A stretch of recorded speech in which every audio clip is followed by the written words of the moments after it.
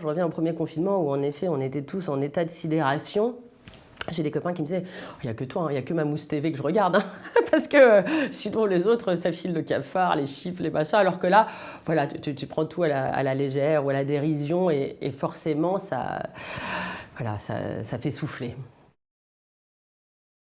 Je m'appelle Julie Mamoumani, je suis journaliste, productrice, j'ai ma boîte de prod et peut-être que vous me connaissez mieux sous le nom de @mamouze, qui est mon compte Instagram qui a cartonné pendant le confinement. C'est rigolo parce que finalement mon Instagram il a toujours été fait de blagues, de mèmes, ça. Je l'avais toujours fait, j'avais commencé comme ça mon Insta, mais ce qui est drôle, c'est que entre le 16 et le 17 mars, j'ai gagné des milliers de followers. J'étais moi-même évidemment prise d'effroi sur mon canapé, dans cette situation complètement irréelle, mais je me suis dit, il faut continuer. Encore une fois, ces publications, c'est un peu dire en une phrase punchline ce qu'on ressent tous. Et donc, je crois qu'il y a voilà, cette idée de se moquer de nous tous. Ça résonne en fait en chacun d'entre nous. Et moi, j'adore parce que mes followers, ils ont entre, je sais pas, 7 ans et 77 ans. J'ai des copains, pendant les signatures de mon livre, il y a plein d'enfants qui sont venus me demander une dédicace parce qu'ils adorent Mamouze. Alors, parfois, je crois qu'ils ne comprennent pas toutes les blagues, mais quand même, je trouve ça vachement sympa qu'ils partagent ça avec leurs parents. C'était des moments privilégiés parents-enfants. Et j'ai les copains de mon père et de ma mère qui sont morts de rire, qui m'envoient aussi des blagues. Et voilà, en fait, c'est très harmonieux et surtout, voilà, ça réunit les gens. J'ai écrit un livre qui s'appelle PTDR, pour une thérapie du rire. C'est une éditrice qui est venue me chercher en message privé et qui elle-même adorait voilà, les blagues que je postais. Et on a discuté, puis au départ, elle n'osait pas me demander. Puis finalement, elle me dit « Mais est-ce que tu ferais un livre ?»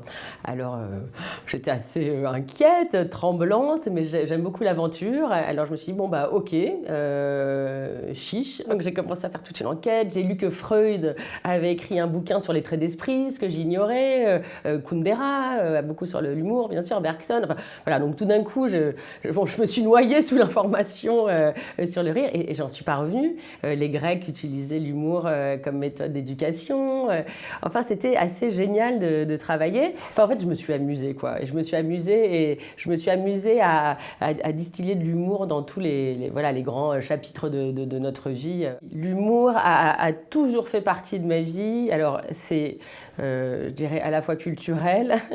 J'ai un père d'Afrique du Nord et tous les vendredis soirs, notre jeu familial, c'était de faire des jeux de mots, de faire des blagues, de parler plus fort que l'autre pour se faire entendre. Et évidemment, voilà, j'ai été bercée par le Splendide et les films extraordinaires du Père Noël est une ordure, tous ces, voilà, les bronzés font du ski.